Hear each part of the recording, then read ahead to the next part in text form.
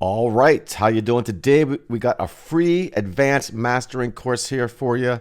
This is from masteringthemix.com. Normally $134. This is a 2-hour masterclass video. Plus there's 10 songs you can master. They come with videos as well to show you how to master those songs.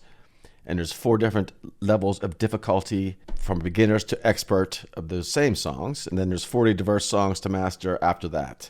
I took this last year actually, and one thing I do want to mention is that they do use their own plugins and some other ones. The guy uses Logic Pro, he uses the Logic compressor, and he uses different plugins that they offer. Obviously you have to buy these, or you can just follow along and use different plugins, but the bass room and the mix room here, the limiter and levels and stuff that he uses. And they also offer free How Pros Make Hits. This is a downloadable ebook. And then there's also another ebook, How to Stem Master a Song. And they're also, this has been free for a while, it's EQ Academy. It's a great way to practice EQ balances and stuff like that. I'm on level 46 at the moment. This is a standalone application, kind of like Sound Gym, but this is just EQs instead of all the other stuff, and it's free, so you might as well grab it. Sound Gym is awesome as well. I use that too.